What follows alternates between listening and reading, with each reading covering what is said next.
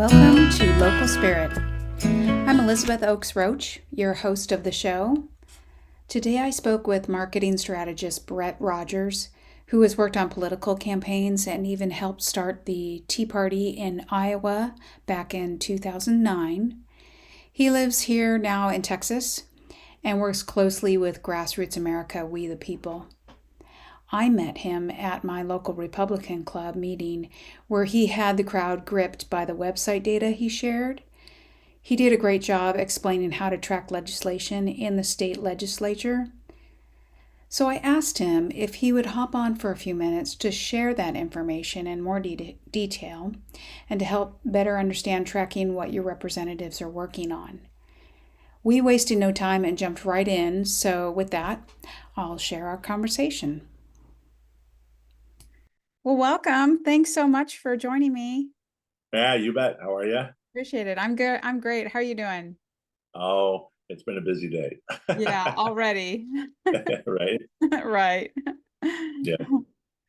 Well, I just wanted to take a few minutes and just talk with you about, your involvement here in Texas. And, recently I heard you speak at our local Republican club here in Van Zandt County, and you shared some information about your website that tracks legislation. And then also you spoke about how to aid in political campaigns. So I was wondering, can you tell us about what got you involved in the local political process? Just a little bit about yourself would just maybe Yeah. start there. Yeah. Well, back in the early 2000s, I was disgusted with how much our government spends. And it was crazy to me because if you just do the math, it's not sustainable. And I'm a father of 7 children. I've got 4 grandchildren. But back then I was still a dad, without grandchildren. And so I thought, my kids are going to inherit a mess. We can't have that. So I decided instead to kind of get involved. Some friends of mine were helping a local political campaign, and they knew that I had a whole bunch of time in enterprise data, working with big databases and stuff. So they said, "Hey, we've got all this voter data, election data. Can you help us with it?" And so I helped them out. And then through the course of that, I did enough with that that people were like, "Hey, that guy really knows data." And the next thing I knew, I was helping a bunch of other campaigns. This is up in Iowa. And then I helped start the Tea Party in Iowa. Once that got done, we got 3,500 people up to the State House, which was a fantastic event. But I learned real fast that that doesn't really change anything. Yeah. And so that then focused me on spending a lot of time doing organizing. And so since that time, I've been working for myself now for over 15 years. Since that time, I moved to Texas in 2012, and now I've been here ever since. And I've worked several dozen campaigns. And anyway, pretty much my whole day is all politics. Yeah. Yeah. And you shared there at the club meeting, you shared about a website there it's called House of Bad Cards. Can you tell us about that and what information that provides? Yeah, sure. There's a lot of stuff that goes on at the state legislative level. People just don't know. Right. And I work with an organization called Grassroots America, We the People.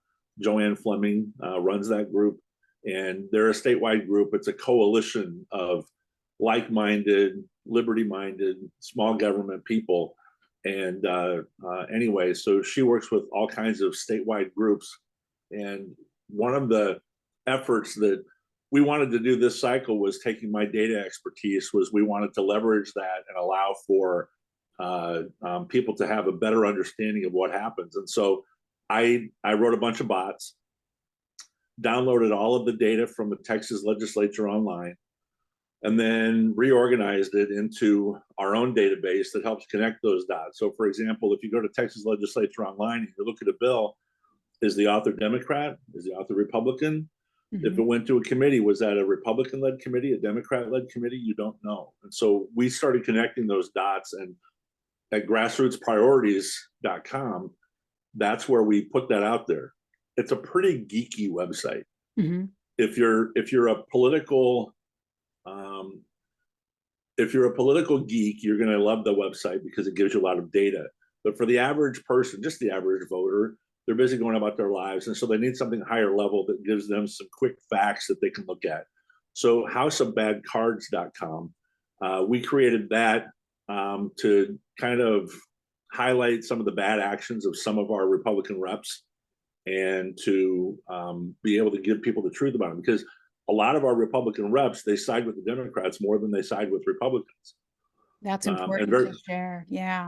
it is, yeah. So for that reason, we created that. So if you go there, you'll see that we actually put the bad guys in a deck of cards, and we actually have the deck of cards themselves. And let me open this up. So there, you can go ahead and get your own deck. Yeah. We sell them at the website. Anyway, and you can play with them just like that, but we have our own suits. Instead of spades and clubs and diamonds and hearts, we have donkeys, betrayers, spenders, and elitists. And anyway, and then every card has facts on them, 5 facts about every legislator who's on there. And all of those facts are all, we point straight back to the Texas legislature online so that you can see exactly where that came from. So it's been a big hit. A lot of candidates who are running for office and challenging the incumbents, they're using that data. And we haven't had one person push back on the data and tell us we got it wrong. Great. Great. That's really good information. How do you encourage people then to know who are the good actors? I would, what's funny is the people who are the bad actors always talk about how we have to have Republican unity. And yet they're the first ones who don't actually unify with the Republicans. They actually side with the Democrats over other Republicans, right? Right. So I would say that's where you start. Look at the people who never side with a Democrat before they side with Republicans. They're always siding with Republicans, and they'll side with Democrats after they side with the Republicans. But we have too many. There are 25 who they oppose a Republican before they oppose any Democrat in the legislature, just by their votes. So they agree with the Democrats more than they agree with a Republican. Or some Republicans. And so anyway, that's the first place to start.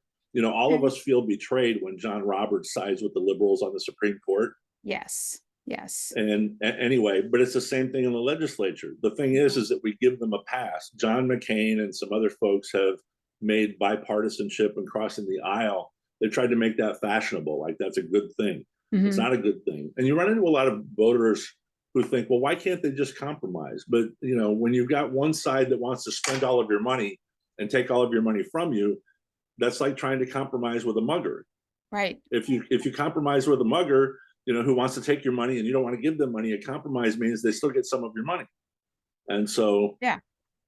So that is an unsolvable problem. And so you just have to realize that you just have to oppose them and stop them in what they're doing. And so that's what I focus on.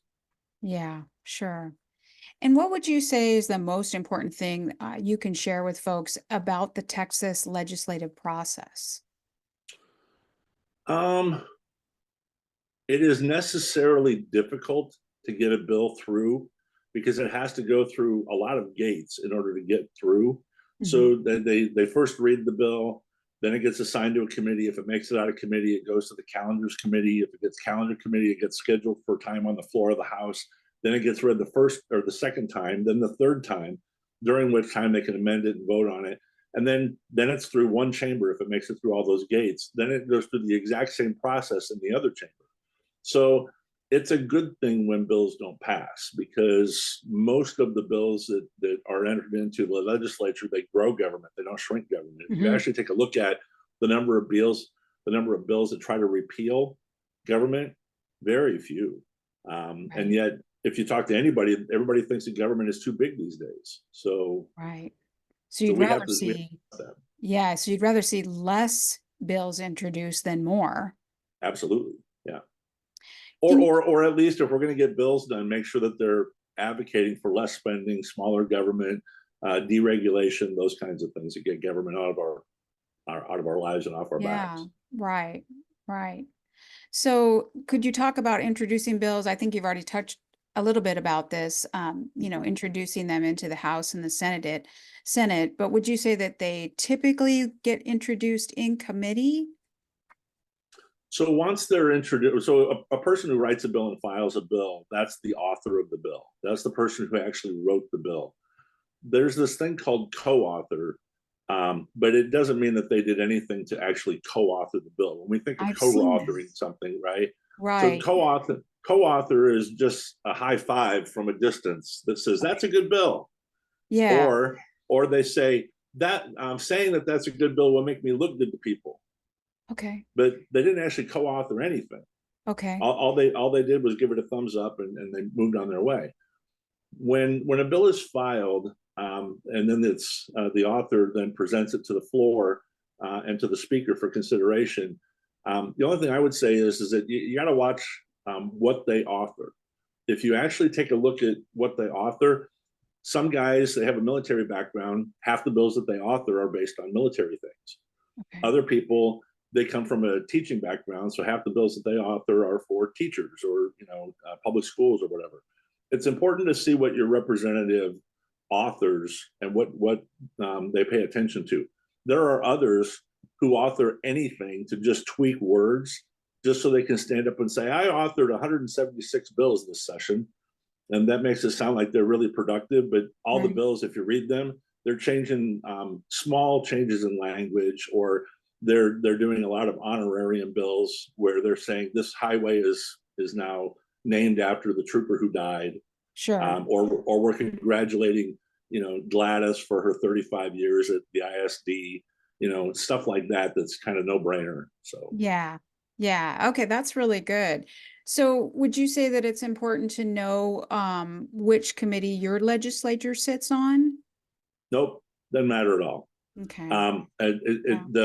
The people who are in office, they spend a lot of time telling you, well, I sit on blah blah blah committee. Right. But if you actually take a look at what happens in a committee, with very, very few exceptions, almost every bill that the chairman of that committee puts forward is passed out of the committee if they want it passed out of the committee. In other words, the committee members don't really have a say in things. And if you actually take a look at, like, Hugh Shine is guilty of this.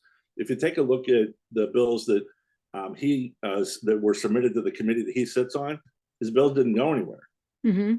Like, completely ineffective. And you see that over and over. He's not the only one. There are others, but it really doesn't make a difference whether they're on the committee or not. It depends upon whether the speaker and whether the person who's chairing the committee wants that bill to go forward, and that's all that makes a difference.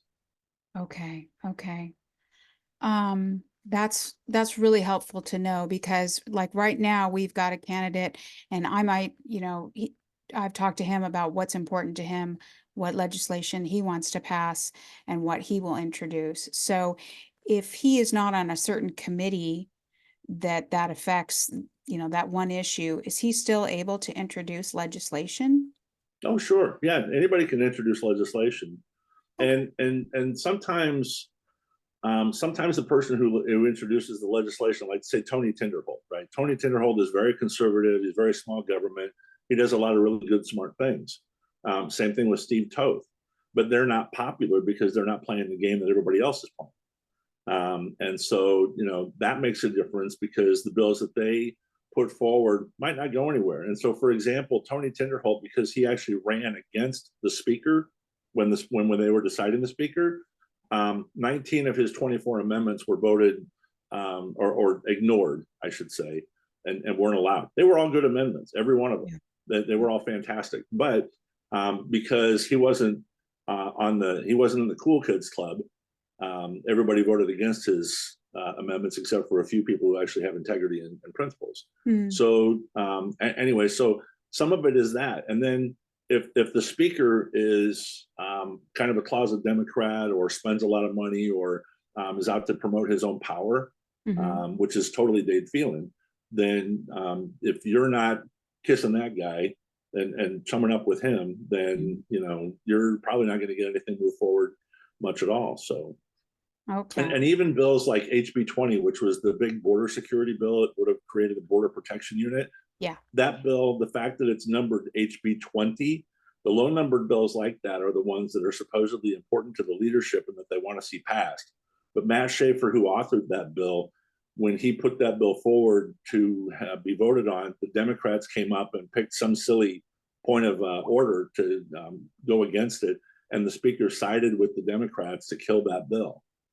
And Oh, so where we would have had a border protection unit in June, or at least during the summer, it would have been helping to abate what happens between the ports of entry here on the Texas border. yes. We had nothing as a result. Yeah. Yeah. I see what you're saying. Yeah. Well, I wanted to just kind of commend you for the efforts that you're doing. You seem to understand the urgency of showing up. Have you ever run into people who, you address them, you address the crowd, and they just don't get it, or maybe they're, it seems like unless their liberties are at stake and the threat is on their front door, they just don't get it. So how would you handle that? How do you address that? Well, first with understanding. Everybody is busy. These are inflationary times. People are having to cut back on things, get extra work, try to do things in order to make ends meet. And it used to be that 10 years ago, we heard that, the government was fond of saying, never let a crisis go to waste. Yeah, But we live in a time now where the government never lets the opportunity to create a crisis go to waste. right, Right. And, right. and so they're busy creating as many crises as they possibly can, because it allows them to push forward huge change and things that they want to do, without us having any understanding of what that is. 3,000-page bills, stuff like that. So the first thing that I do is I understand everybody's busy living their life. And frankly, I don't want to be in politics, but I'm in politics because I'm fighting for my family and I have the ability to do this. I don't want I don't want to cast judgment on people who look at it and go, gosh, I don't know what I can do. But what I do want to do is I want to educate them that they can be effective. And in fact, the more that we try to multiply our vote, the more that we reach out to our friends and our families and our neighbors and our coworkers and just talk. If we just use our mouth to Right. be able to talk to people and inform them and get them to understand, there are people who will tell you that, well, I don't want to get too political because I don't want to cost any my friendships and stuff. Yeah, I hear that all the time.